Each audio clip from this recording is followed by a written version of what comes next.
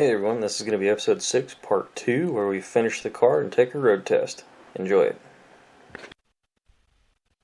Alright, this is the last episode of the voiceover, I promise. All that's left to do here is attach the front end and the rear end, and wheels, tires, and take it for a road test.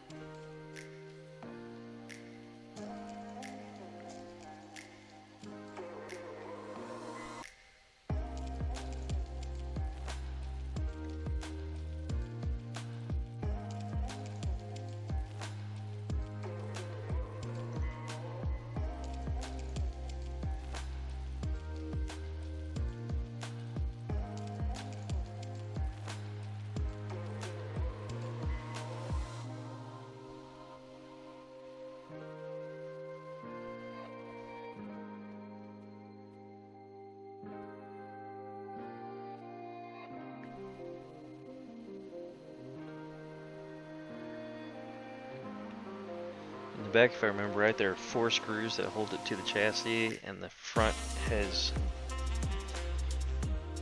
effectively 5 holding it to the chassis.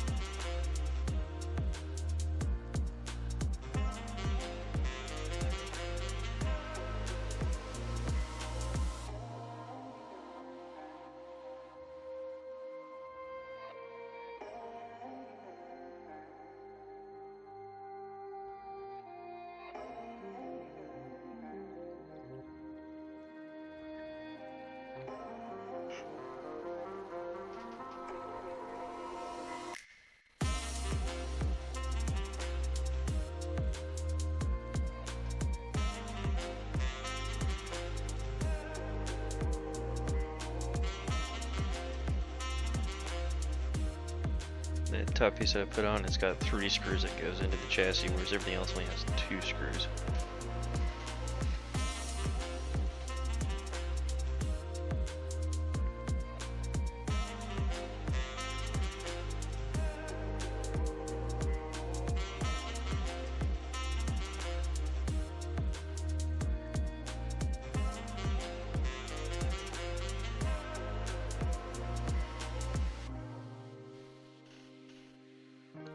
Biggest reason I did a lot of small cuts on this particular episode is because most of this is not very intricate. It's kind of self-explanatory. You put the piece on, there's X amount of screw holes, you put the screws in. The only thing that's really intricate is what I'm doing now is I'm hooking up a battery to calibrate all the electronics. Getting the servo set to center, getting the electronic speed controller tuned is not the right word, but that's the only thing coming to mind right now. When you pull the trigger or push the trigger, how far is forward and reverse?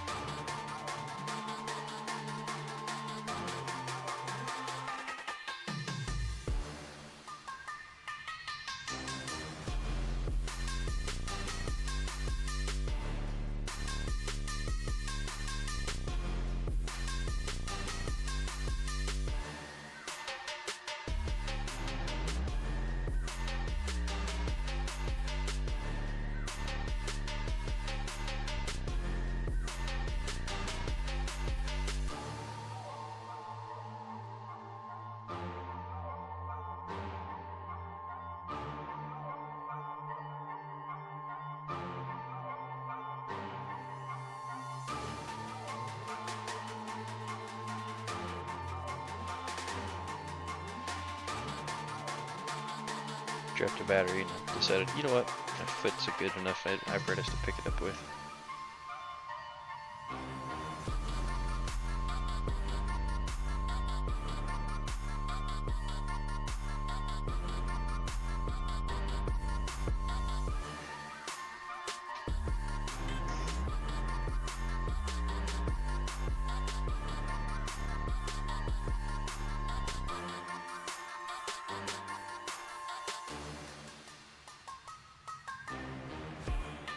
Always make sure to turn the controller on before the vehicle, otherwise it could run off on you.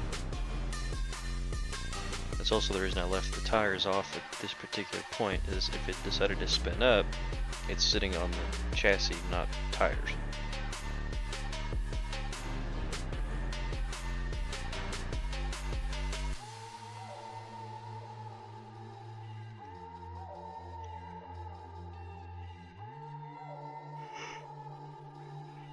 This knob here is to trim out the center of the servo for steering.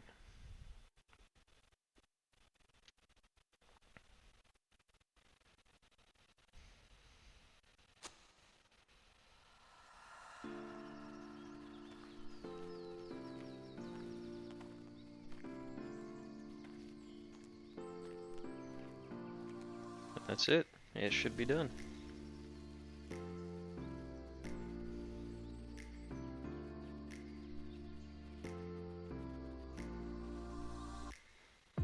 Now we can attach the servo saver so it'll actually steer. You'll see me mention at the end of the video that my steering was backwards. This right here is exactly why. I put the servo saver on 180 degrees out. I should have put it facing the other direction.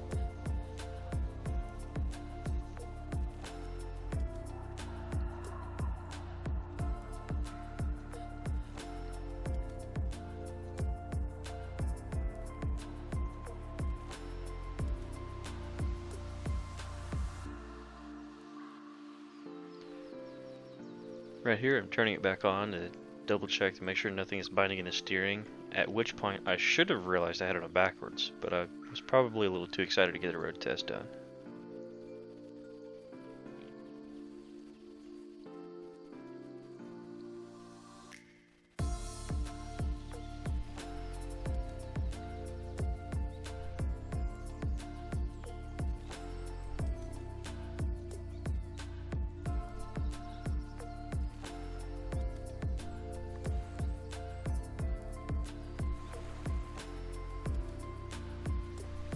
Steering didn't bind up. It's nice and tight. It's not didn't have a lot of slop or anything in it. So I know when I do the conversion on this vehicle to a drag car, I shouldn't have to worry about it darting off in random directions.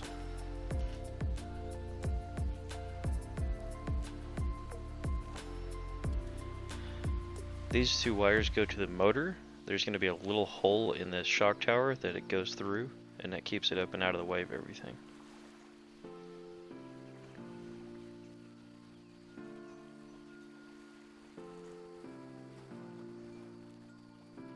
And of course, hook red wire to red wire, black wire to black wire. If if that doesn't make sense to you, you probably shouldn't be messing with this kind of stuff. Not to be mean, but just for your own safety.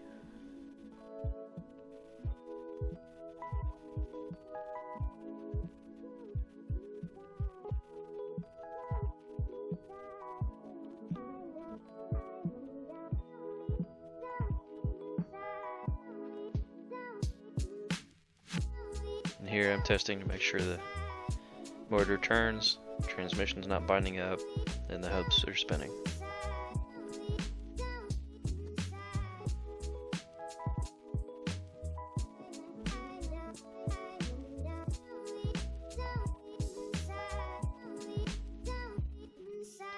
Time for tires. Got some chromy faux bead locks there. these are the wheels and tires that came with this model kit. They were done for a road test and they came right back off. There is a front pair and a rear pair.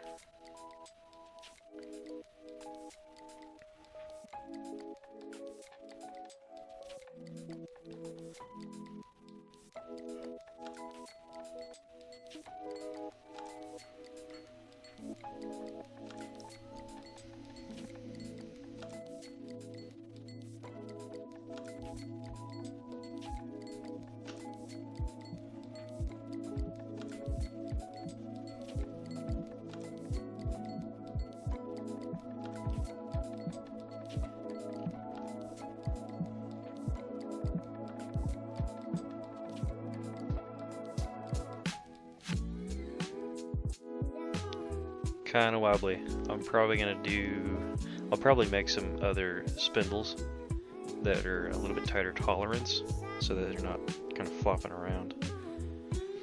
Also, I'll probably buy a tire balancer and balance the tires I use for the actual drag racing. I want this thing to be smooth as butter.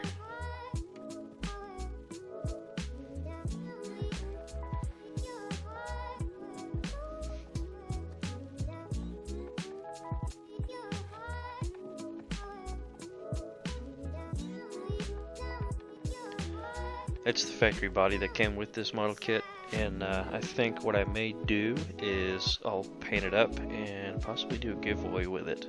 Let me know in the comments down below what you guys think about that.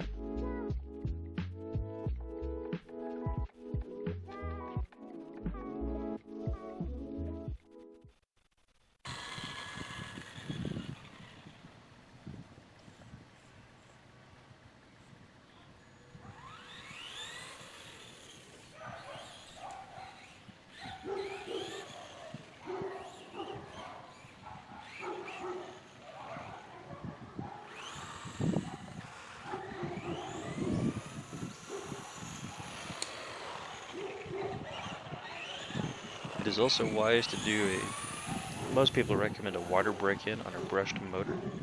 However, this motor is not staying in this car, so I wasn't worried too about it right now.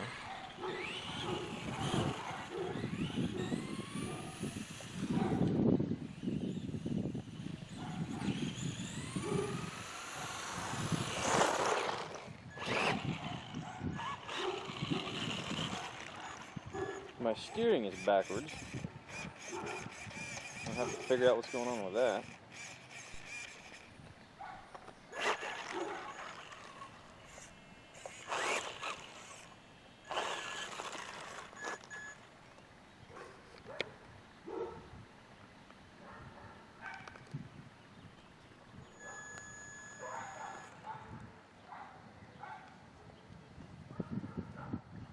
See, when I go this way and this way, it's backwards. Again, I should have caught that before. So I'll figure that out.